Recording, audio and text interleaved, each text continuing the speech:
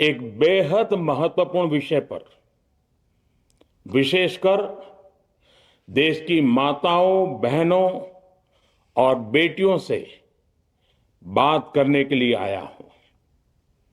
आज भारत का हर नागरिक देख रहा है कि कैसे भारत की नारी शक्ति की उड़ान को रोक दिया गया, उनके सपनों को बेरहमी से कुचल दिया गया। हमारे भरसक प्रयास के बावजूद हम सफल नहीं हो पाए। नारी शक्ति वंदन अधिनियम में संशोधन नहीं हो पाया और मैं इसके लिए सभी माताओं, बहनों, उनसे मैं क्षमा प्रार्थी हूं। साथियों, हमारे लिए देश हित सर्वोपरि है, लेकिन जब कुछ लोगों के लिए दल हित सब कुछ हो जाता है, दल हित देश हित से बड़ा हो जाता है, तो नारी शक्ति को, देश हित को इसका खामियाजा उठाना पड़ता है। इस बार भी यही हुआ है। कांग्रेस, डीएमके, टीएमसी और समाजवादी पार्टी जैसे दलों की स्वार्थी राजनीति का नुकसान देश की नारी शक्ति को उठाना पड़ा है। साथियों, कल देश की करोड़ों महिलाओं की नजर संसद पर थी। देश की नारी शक्ति देख रही थी। मुझे भी ये देखकर बहुत दुख हुआ कि जब ये नारी हित का प्रस्ताव गिरा तो कांग्रेस, डीएमके, टीएमसी, सपा जैसी परिवारवादी पार्टियां खुशी से तालियां बजा रही थी। महिलाओं से उनके अधिकार छीनकर ये लोग मेजें थपथपा रहे थे। उन्होंने जो किया वो केवल टेबल पर थाप नहीं थी, वो नारी के स्वाभिमान पर, उसके आत्मसम्मान पर चोट थी। और नारी सब भूल जाती है, अपना अपमान कभी नहीं भूलती।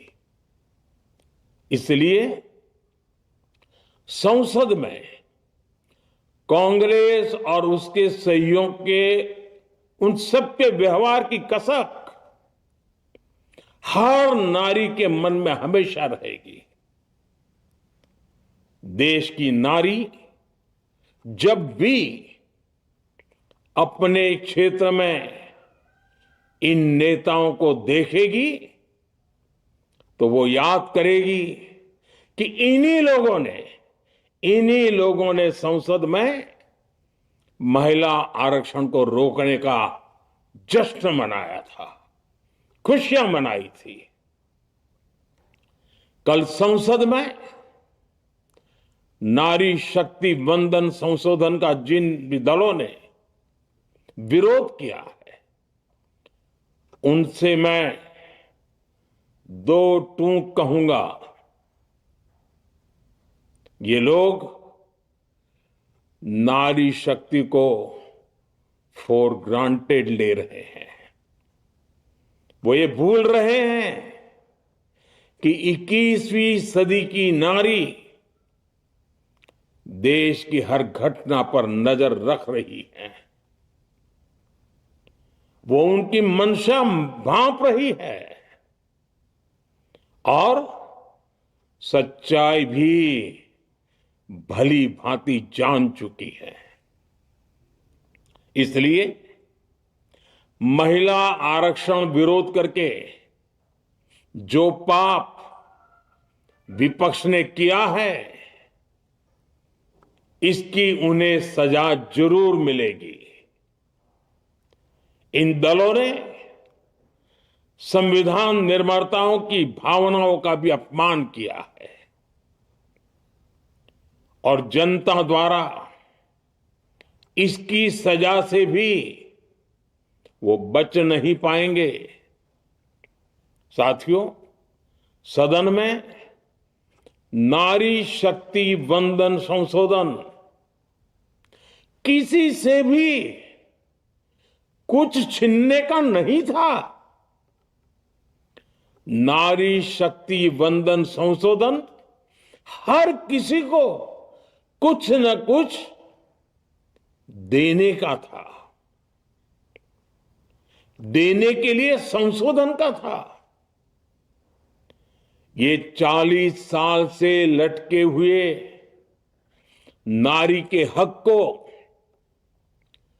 2029 के अगले लोकसभा चुनाव से उसका हक देने का संशोधन था। नारी शक्ति वंदन संशोधन 21वीं सदी के भारत की नारी को नए अवसर देने, नई उड़ान देने, उसके सामने से बाधाएं हटाने का महायज्ञ था। देश की 50% यानी आधी आबादी को उसका अधिकार देने का साफ नियत के साथ, ईमानदारी के साथ किया गया एक पवित्र प्रयास था। नारी को भारत की विकास यात्रा में सहयात्री बनाने और सबको जोड़ने का प्रयास था। नारी शक्ति वंदन संशोधन समय की मांग है। नारी शक्ति वंदन संशोधन उत्तर, दक्षिण, पूरब, पश्चिम सभी राज्यों की, हर राज्य की शक्ति में समान वृद्धि का प्रयास था। ये संसद में सभी राज्यों की आवाज को अधिक शक्ति देने का प्रयास था। राज्य छोटा हो, राज्य बड़ा हो, राज्य की आबादी कम हो या राज्य की आबादी ज्यादा हो, सबकी समान अनुपात में शक्ति बढ़ाने की कोशिश थी। लेकिन इस ईमानदार प्रयास की कांग्रेस और उसके सहयोगियों ने सदन में पूरे देश के सामने भ्रूण हत्या कर दी है, भ्रूण हत्या कर दी है। ये Congress, TMC, Samajwadi party, DMK जैसे दल इस भ्रूण हत्या के गुनहगार हैं। ये देश के संविधान के अपराधी हैं। ये देश की नारी शक्ति के अपराधी हैं। साथियों, कांग्रेस महिला आरक्षण के विषय से ही नफरत करती है। उसने हमेशा से ही महिला आरक्षण को रोकने के लिए षड्यंत्र किए हैं। इस दिशा में पहले जितनी बार भी प्रयास हुए, हर बार कांग्रेस ने इसमें रोड़े अटकाए हैं। इस बार भी कांग्रेस और उसके साथियों ने महिला आरक्षण को रोकने के लिए एक के बाद एक नए झूठ का सहारा लिया। कभी संख्या को लेकर, कभी किसी और तरीके से कांग्रेस और उसके साथियों ने देश को गुमराह करने की कोशिश की। ऐसा करके इन दलों ने भारत की नारी शक्ति के सामने अपना असली चेहरा सामने ला दिया है, अपना मुखौटा उतार दिया है। साथियों, मुझे व्यक्तिगत तौर पर आशा थी कि कांग्रेस अपनी दशकों पुरानी गलती सुधारेगी। कांग्रेस अपने पापों का प्रायश्चित करेगी। लेकिन कांग्रेस ने इतिहास रचने का, महिलाओं के पक्ष में खड़े होने का अवसर खो दिया। कांग्रेस खुद देश के अधिकांश हिस्सों में अपना वजूद खो चुकी है। कांग्रेस परजीवी की तरह क्षेत्रीय दलों की पीठ पर सवार होकर खुद को जिंदा रखे हुए है। लेकिन कांग्रेस ये भी नहीं चाहती कि क्षेत्रीय दलों की ताकत बढ़े। इसलिए कांग्रेस ने इस संशोधन का विरोध करवाकर अनेक क्षेत्रीय दलों के भविष्य को अंधकार में धकेलने का राजनीतिक षड्यंत्र किया है। साथियों, Congress, Samajwadi party, DMK, TMC और दूसरी पार्टियां इतने वर्षों से हर बार वही बहाने, वही कुतर्क गढ़ते आए हैं, बनाते आए हैं। कोई न कोई टेक्निकल पेंच फंसाकर ये महिलाओं के अधिकारों पर डाका डालते रहे हैं। देश राजनीति का ये भद्दा पैटर्न बराबर समझ चुका है और उसके पीछे की वजह भी जान चुका है। भाइयों बहनों, नारी शक्ति वंदन अधिनियम के विरोध की एक बड़ी वजह है इन परिवारवादी पार्टियों का डर। इन्हें डर है अगर महिलाएं सशक्त हो गई तो इन परिवारवादी पार्टियों का नेतृत्व खतरे में पड़ जाएगा। ये कभी नहीं चाहेंगे कि उनके परिवार के बाहर की महिलाएं आगे बढ़े। आज पंचायतों में, लोकल बॉडीज में जिन हजारों लाखों महिलाओं ने अपनी क्षमता को साबित किया है, जब आगे बढ़कर लोकसभा और विधानसभाओं में आना चाहती हैं, देश की सेवा करना चाहती हैं, परिवारवादियों के भीतर उनसे असुरक्षा की भावना बैठी हुई है। परिसीमन के बाद महिलाओं के लिए कहीं ज्यादा सीटें होगी, महिलाओं का कद बढ़ेगा। इसलिए इन लोगों ने नारी शक्ति वंदन संशोधन का विरोध किया है। देश की नारी शक्ति कांग्रेस और उसके सहयोगियों को इस पाप के लिए कभी माफ नहीं करेगी। मेरे प्रिय देशवासियों, कांग्रेस और उसके साथी दल डिलिमिटेशन पर लगातार झूठ बोल रहे हैं।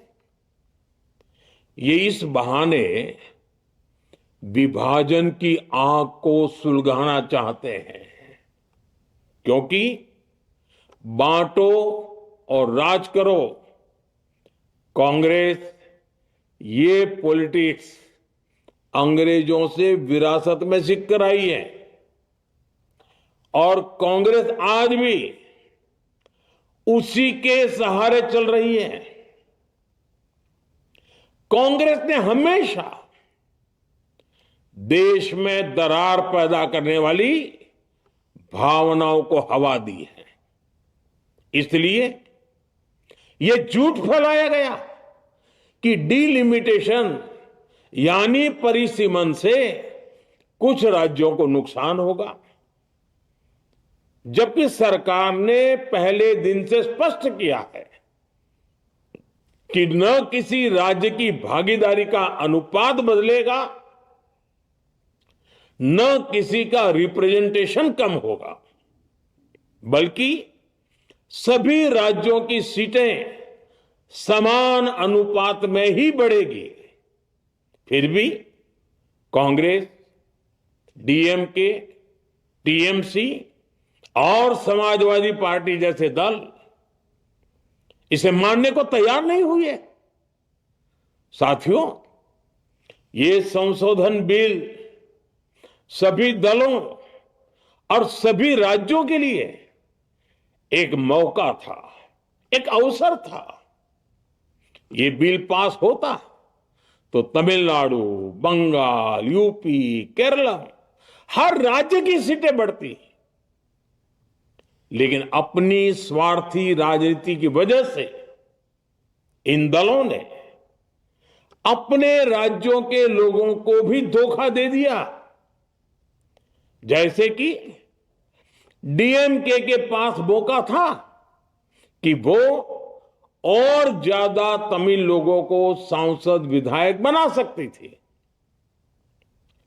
तमिलनाडु की आवाज और मजबूत कर सकती थी, लेकिन उसने वो मौका खो दिया। टीएमसी के पास भी बंगाल के लोगों को आगे बढ़ाने का मौका था, लेकिन टीएमसी ने भी ये मौका गंवा दिया। समाजवादी पार्टी के पास भी मौका था कि वो महिला विरोधी छवि होने के दाग को कुछ कम कर सके, लेकिन सपा भी इसमें चूक गई। समाजवादी पार्टी लोहिया जी को तो पहले ही भूल चुकी है। सपा ने नारी शक्ति वंदन संशोधन का विरोध करके लोहिया जी के सारे सपनों को पैरों तले रौंद दिया है। सपा महिला आरक्षण विरोधी है। ये यूपी की और देश की महिलाएं कभी नहीं भूलेगी। साथियों, महिलाओं के आरक्षण का विरोध करके कांग्रेस ने फिर एक बात सिद्ध कर दी है। कांग्रेस एक एंटी रिफॉर्म पार्टी है। 21वीं सदी के विकसित भारत के लिए जो भी निर्णय, जो भी रिफॉर्म जरूरी है, जो भी निर्णय देश ले रहा है, कांग्रेस उन सब का विरोध करती है, उसे खारिज कर देती है, उस काम के अंदर खलल डालती है। यही कांग्रेस का इतिहास है और यही कांग्रेस की नेगेटिव पॉलिटिक्स है। साथियों, ये वही कांग्रेस है जिसने जनधन, आधार, मोबाइल, स्त्री शक्ति का विरोध किया। कांग्रेस ने डिजिटल पेमेंट्स का विरोध किया। कांग्रेस ने जीएसटी का विरोध किया। कांग्रेस ने सामान्य वर्ग के गरीबों को आरक्षण का विरोध किया। कांग्रेस ने ट्रिपल तलाक के विरुद्ध कानून का विरोध किया। कांग्रेस ने आर्टिकल 370 हटाने का विरोध किया। हमारा संविधान, हमारे कोर्ट जिस यूनिफॉर्म सिविल कोड, समान नागरिक आचार संहिता को, यूसीसी को जरूरी बताते हैं, कांग्रेस उसका भी विरोध करती है। रिफॉर्म का नाम सुनते ही कांग्रेस विरोध की तख्ती लेकर दौड़ पड़ती है। ऐसा कोई भी काम जिससे देश मजबूत होता है, कांग्रेस उसमें बाधाएं खड़ी करने के लिए पूरी शक्ति लगा देती है। Congress one nation one election का विरोध करती है। कांग्रेस देश में घुसपैठियों को भगाने का विरोध करती है। कांग्रेस मतदाता सूची के शुद्धिकरण एसआईआर का विरोध करती है। कांग्रेस वक्फ बोर्ड में रिफॉर्म का विरोध करती है। साथियों, कांग्रेस ने शरणार्थियों को सुरक्षा देने वाले सीएए कानून तक का विरोध किया। इस पर झूठ बोलकर, अफवाहें फैलाकर देश में बवंडर खड़ा कर दिया। कांग्रेस माओवादी नक्सली हिंसा को समाप्त करने के देश के प्रयासों में भी रुकावटें डालती है।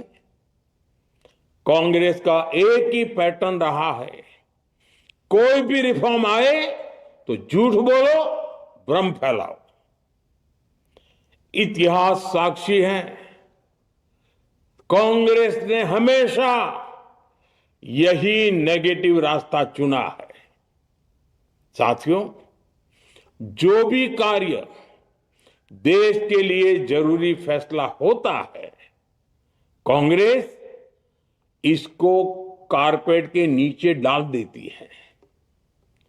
कांग्रेस के इसी रवैये की वजह से भारत विकास की उस ऊंचाई पर नहीं पहुंच पाया जिसका भारत हकदार है।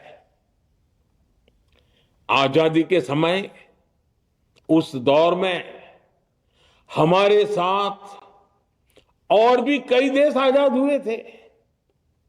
ज्यादातर देश हमसे बहुत आगे निकल गए और इसकी वजह थी कि कांग्रेस हर रिफॉर्म को रोककर बैठी रही। लटकाना, भटकाना, अटकाना, यही कांग्रेस का सिद्धांत रहा है, यही कांग्रेस का वर्क कल्चर रहा है। कांग्रेस ने पड़ोसी देशों के साथ सीमा विवादों को लटकाया। कांग्रेस ने पाकिस्तान के साथ पानी बंटवारे से जुड़े विवादों को लटकाया। कांग्रेस ने ओबीसी आरक्षण के निर्णय को 40 साल तक लटकाए रखा। कांग्रेस ने सैनिकों के लिए वन रैंक वन पेंशन को 40 साल तक रोके रखा। साथियों, कांग्रेस के इस रवैये ने हमेशा देश का बहुत बड़ा नुकसान किया है। कांग्रेस के हर विरोध, हर अनिर्णय, हर छल प्रपंच का खामियाजा देश ने भुगता है, देश की पीढ़ियों ने भुगता है। आज देश के सामने जितनी भी बड़ी चुनौतियां हैं, वो कांग्रेस के इसी रवैये से उपजी हुई है।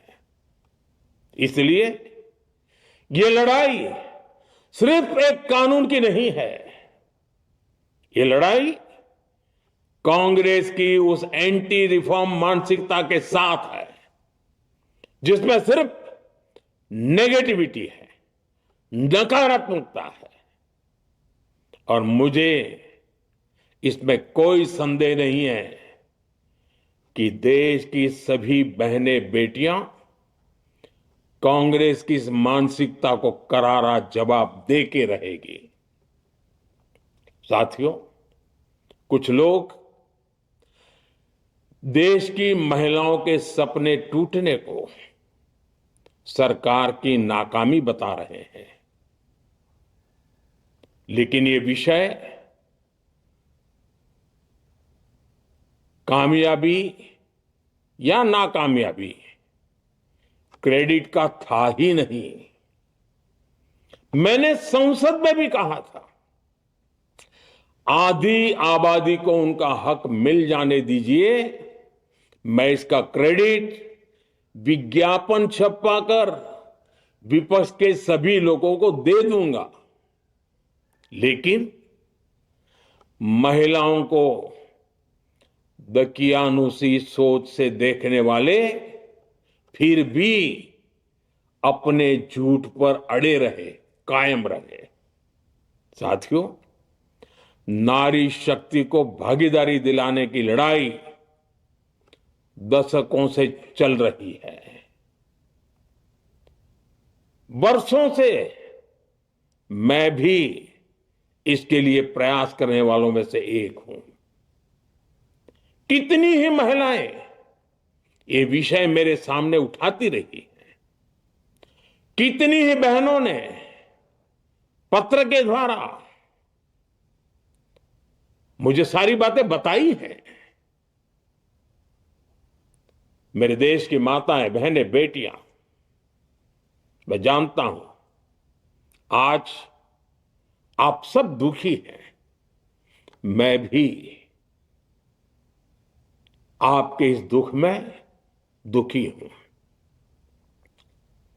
आज भले ही बिल पास कराने के लिए जरूरी 66% वोट हमें नहीं मिला हो, लेकिन मैं जानता हूं देश की 100%, 100% नारी शक्ति का आशीर्वाद हमारे साथ है। मैं देश की हर नारी को विश्वास दिलाता हूं, हम महिला आरक्षण के रास्ते में आने वाले हर रुकावट को खत्म करके रहेंगे, हटा करके रहेंगे। हमारा हौसला भी बुलंद है, हमारी हिम्मत भी अटूट है और हमारा इरादा भी अड़िग है। महिला आरक्षण का विरोध करने वाली पार्टियां ये देश की नारी शक्ति को संसद और विधानसभाओं में उनकी भागीदारी बढ़ाने से कभी भी रोक नहीं पाएंगे। सिर्फ वक्त का इंतजार है। नारी शक्ति के सशक्तिकरण का बीजेपी एनडीए का संकल्प अक्षुण्ण है। कल हमारे पास संख्या बल नहीं था, लेकिन इसका मतलब ये नहीं है कि हम हार गए। हमारा आत्मबल अजेय है। हमारा प्रयास रुकेगा नहीं, हमारा प्रयास थमेगा नहीं। हमारे पास आगे भी और मौके आएंगे। हमें आधी आबादी के सपनों के लिए, देश के भविष्य के लिए इस संकल्प को पूरा करना ही है। आप सबका बहुत बहुत धन्यवाद।